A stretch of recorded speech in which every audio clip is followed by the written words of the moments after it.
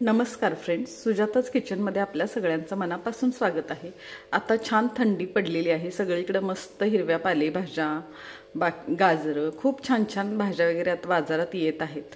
तर अशीच एक रेसिपी आज आपण बघणार आहोत, ती म्हणजे आवळा कँडी। आता बाजारात सगळीकडे मस्त मोरावळे छान ताजे ताजे मोठे मोठे हिरवे मोरावळे आता आलेले आहेत आणि आवळा हा किती गुणकारी औषधी असतो हे आपल्या सगळ्यांना माहीतच आहे। तर अशाच आवळ्यापासून आता आज आपण बघणार आहोत आवळा कँडी। तर चला बघूया साहित्य। तर आपण त्यासाठी लागणारे साहित्य बघूया। इथे मी 20 मोठे आवळे घेतलेले आहेत। या 20 आवळ्यांसाठी मी मीडियम साइजच्या वाटीने 2 वाटी फुल भरून साखर घेतलेली आहे। एक 2-3 वेलचीची पावडर घेतलेली आहे, थोडंसं काळं मीठ आणि 1-2 चमचे कॉर्नफ्लोअर घेतलेले आणि 1 लिंबाचा रस। सगळ्यात आधी आपण या स्टीमरमध्ये पाणी गरम करायला ठेवलेलं आहे, बघू शकता तुम्ही। अर्ध्यापेक्षा जास्त पाणी ठेवले, त्याच्यावर एक चाळण ठेवलेली आहे। आता त्या चाळणीवर मी व्यवस्थित आवळे वाफवायला आपले ठेवून घेते। असे आवळे लावून घ्यायचे व्यवस्थित। पाणी अजून उकळत नाहीये आपलं।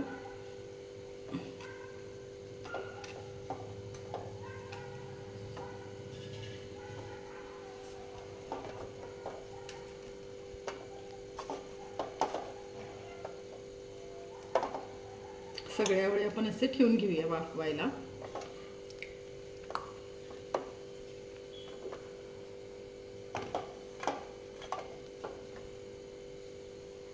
आपण चाळणीवर आवळे व्यवस्थित ठेवून आपल्या स्टीमरचं झाकण लावलेलं आहे। मीडियम गॅसवर आपण एक 10 मिनिट आवळे व्यवस्थित वाफवून घेणार आहे। मध्ये एकदा चेक करूया, आवळे शिजले असतील तर त्याच्या पाकळ्या वेगळ्या होतात, ते आपण बघून मग आपण गॅस बंद करूया। एक 10 मिनिट आपण आवळे व्यवस्थित वाफवून घेऊया। तुम्ही बघू शकता एक 10 ते 15 मिनिटं झालेली आहेत आपले आवळे शिजायला ठेवून। मी गॅस बंद करून घेतलेला आहे। आवळे असे छान पाकळ्या सुटलेले आहेत आवळ्याचे, तुम्ही बघू शकता, म्हणजे आवळे आपले शिजलेले आहेत। आता आपण थंड झाल्यावर आवळ्यांच्या पाकळ्या थोड्याशा मोकळ्या करून घेऊया। थोडेसे 10 मिनिट आवळे आपण थंड करून घेऊया आधी।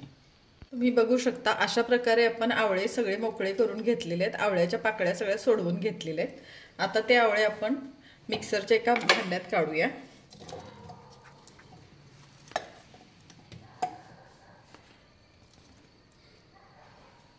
एकत्र काय सगळे होणार नाहीत, थोडेसे टाकूया।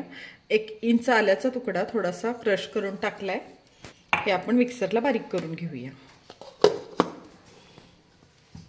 तर तुम्ही बघू शकता आपण अशी आवळ्याची छान एकदम बारीक स्मूथ पेस्ट करून घेतलेली आहे। फक्त आवळा आणि आलंच आहे, पाणी बिनी अजिबात घालायचं नाही, अशीच पेस्ट आपण करायची आहे। आता ही पेस्ट आपण एका पॅन मध्ये काढून घेऊया।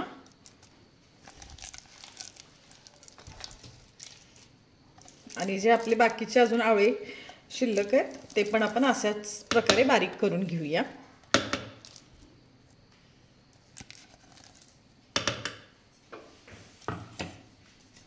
आता आपण हा आवळा मिक्सरला बारीक करून पूर्ण असा पॅन मध्ये काढून घेतलेला आहे, बघू शकता तुम्ही। छान असा एकसारखा व्यवस्थित बारीक केलाय। आता आपण गॅस चालू करूया। याच्यातच आता आपण 20 आवळे घेतलेले आहेत, तर त्या हिशोबाने आपण 10 आवळ्यांना 1 वाटी अशी मोठी वाटी अशी साखर घेतली आहे। तर ही 2 वाटी साखर आहे, ते आता मी याच्यात टाकून घेते।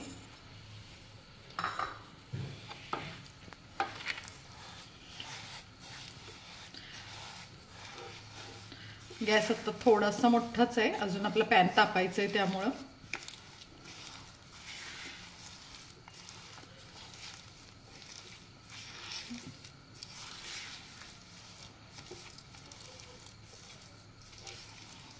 असंच व्यवस्थित हे मिश्रण एकसारखं हलवतच आपण हे शिजवून घेणार आहे। बघू शकता तुम्ही बऱ्यापैकी आता आपली साखर विरघळलेली आहे। आता मी गॅस थोडासा मीडियम करून घेते।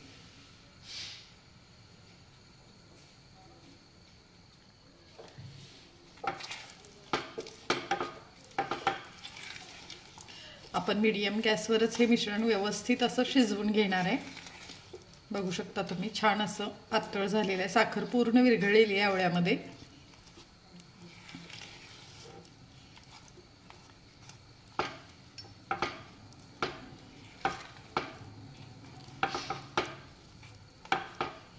या साखरेतच आपण हे मिश्रण 5 ते 10 मिनिटं छान असं शिजवून घेणार आहे। बघू शकता तुम्ही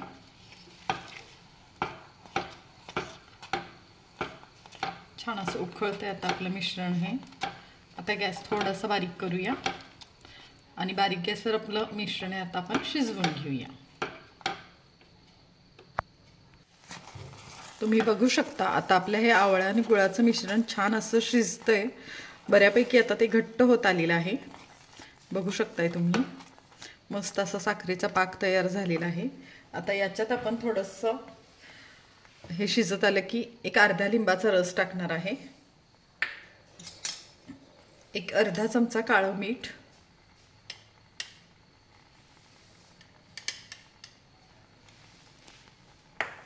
आणि थोडंसं वेलची पावडर टाकणार आहे, अगदी किंचित, आणि हे पुन्हा सगळं व्यवस्थित मिक्स करून घेऊया।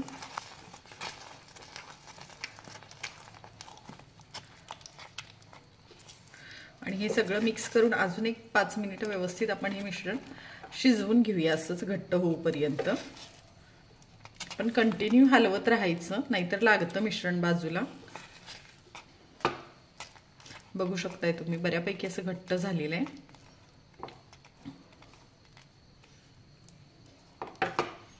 अजून एक 2 मिनिट छान असं मिश्रण हे परतून घेऊया आपण मिक्स करतच।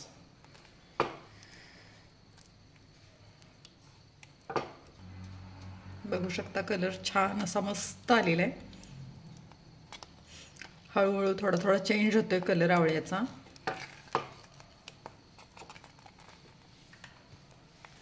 आता एक 5 मिनिटानंतर बघू शकता तुम्ही आपलं मिश्रण बऱ्यापैकी असं घट्ट झालंय, कलर पण चेंज झालेला आहे। आता इथं आपण जे चमचाभर कॉर्नफ्लोअर घेतलेलं त्यात थोडंसं अगदी किंचित पाणी घालून घेतलं, ते छान मिक्स केलंय आणि आता आपण ते ह्याच्यात टाकून घेऊया। व्यवस्थित मिक्स करूया आता हे,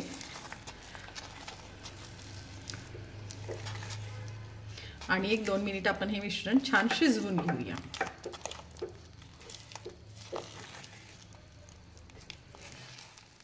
बघू शकता तुम्ही कॉर्नफ्लोअरची पेस्ट टाकल्यानंतर आपण अजून एक 2 मिनिटं हे मिश्रण मीडियम गॅसवर व्यवस्थित हलवत परतून घेतले, बऱ्यापैकी आता घट्ट झालेलं आहे मिश्रण बघू शकताय तुम्ही। आता आपण याच्यात एक अर्धा चमचा तूप टाकून घेणार आहोत, जास्त नाही टाकायचं, फक्त अर्धा चमचा। तुपामुळे आपलं ही कँडी छान अशी ट्रान्सपरंट होते, म्हणून एक अर्धा चमचा तूप टाकून घ्यायचं। याच्यातलं बरंचसं साहित्य ऑप्शनल आहे, कॉर्नफ्लोअर पण तुम्ही टाकायचं असेल तर टाकू शकता किंवा नाही टाकलं तरी चालेल, फक्त मग मिश्रण घट्ट व्हायला तुम्हाला जास्त वेळ लागेल। आता आपलं तूप पण व्यवस्थित ह्या मिश्रणात मिक्स झाले, अजून एक 2 मिनिट आपण हे आता परतून घेऊया बारीक गॅसवरच। तुम्ही बघू शकता आता आपलं आवळ्याचं मिश्रण छान शिजलेलं आहे, घट्ट वाटतंय बऱ्यापैकी, कढई सोडतंय आता ते, म्हणजे ते आपलं झालेलं आहे। आणि तूप टाकल्यामुळे बघू शकताय तुम्ही छान अशी एक ट्रान्सफरन्स झालेलं आहे ते मिश्रण आपलं, आणि त्याला एक चकाकी पण मस्त आलेली आहे। आता हे मिश्रण बघू शकताय तुम्ही झालेलं आहे। आता हे आपण एका तेल लावलेल्या ताटात काढून घेऊया।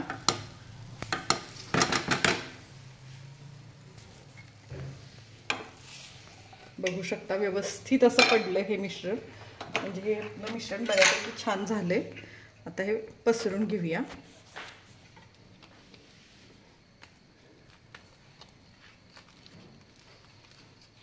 एकसारखं प्लेन।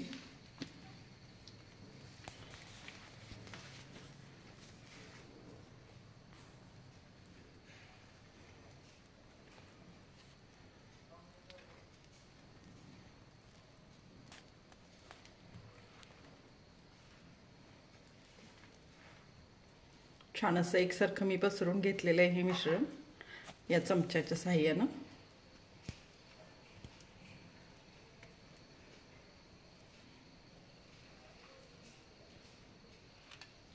आता तुम्ही बघू शकता हे मिश्रण आपण ताटात व्यवस्थित पसरून घेतलेले आहे एकसारखं। आता हे मिश्रण आपण फॅन खाली ठेवणार आहोत एक 30 ते 40 मिनिटं, आणि मगच आपण याच्या वड्या कट करणार आहोत। आता हे मिश्रण आपण फॅन खाली ठेवून घेऊया। आता बघू शकता हे मिश्रण आपण थंड करायला ठेवलं होतं, तर आता हे थंड झालंय व्यवस्थित. इथे मी कट करून घेतले. आता हे आपण बघूया काढून.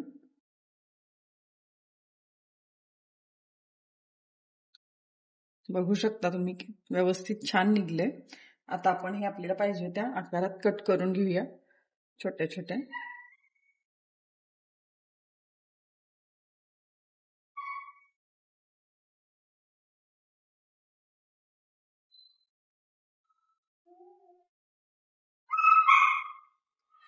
बघू शकता किती छान झालेले. आता असंच आपण सगळं कट करून घेऊया.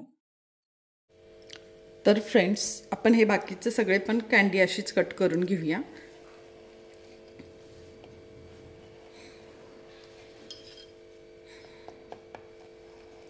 खूप मोठी नाही कट करायची आपल्याला, छोटी छोटी चौकोनीच कट करायची आहे. छान घट्ट झाले.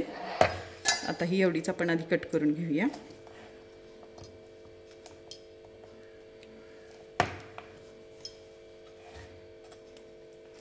बघू शकता तुम्ही.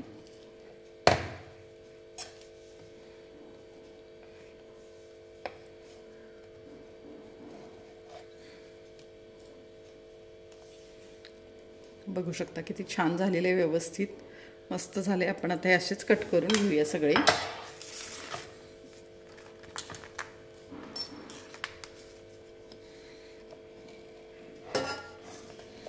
बाकीची पण सगळी कँडी आपण आता अशीच कट करून घेऊया.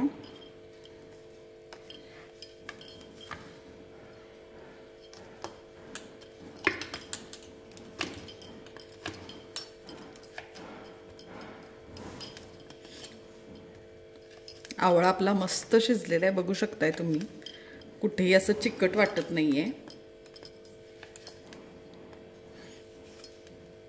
तर आता आपण हे सगळं असंच कट करून घेऊया. तर फ्रेंड्स, तुम्ही बघू शकता इथं मी आवळा कँडी अशी सगळी व्यवस्थित कट करून घेतलेली आहे. बघू शकता किती छान दिसते, एकसारखी झाली. आता आपण एका वाटीत साखर घेणार आहोत बारीक केलेली. एक अर्धी वाटी साखर मी बारीक करून घेतलेली आहे.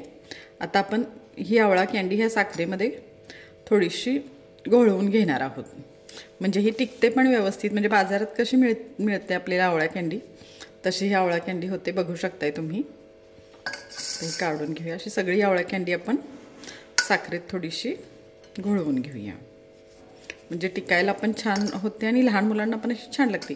न साखरेमध्ये अशी घोळवत आपण खाल्ली तरी छानच लागते, पण ही टिकायला पण छान लागते, व्यवस्थित राहते. त्यामुळे आपण थोडीशी साखरेत ही अशी घोळवून सगळी आवळा कँडी घेऊया. तर फ्रेंड्स, तुम्ही बघू शकता आपण ही सगळी आवळा कँडी व्यवस्थित अशी साखरेत घोळवून घेतलेली आहे. किती छान दिसते बघू शकता तुम्ही. एक एक असा पीस एकदम असा कोरडा कोरडा छान झालेला आहे. कुठेही हाताला हे चिटकत नाही आहे. मस्त झाले एकदम. आणि ही आवळा कँडी चांगली वर्ष 2 वर्ष व्यवस्थित टिकते पॅक बंद करून ठेवली की.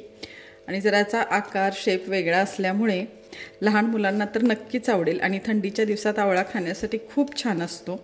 तसा 12ही महिने खायलाच पाहिजे आवळा, पण आपल्याला थंडीच्या दिवसात मिळतो म्हणून आपण ही आत्ता बनवलेली आहे. तर फ्रेंड्स, बघा किती छान दिसते आवळा कँडी. तर आता ही आपली आवळा कँडी तयार आहे. आपण भरून घेऊया.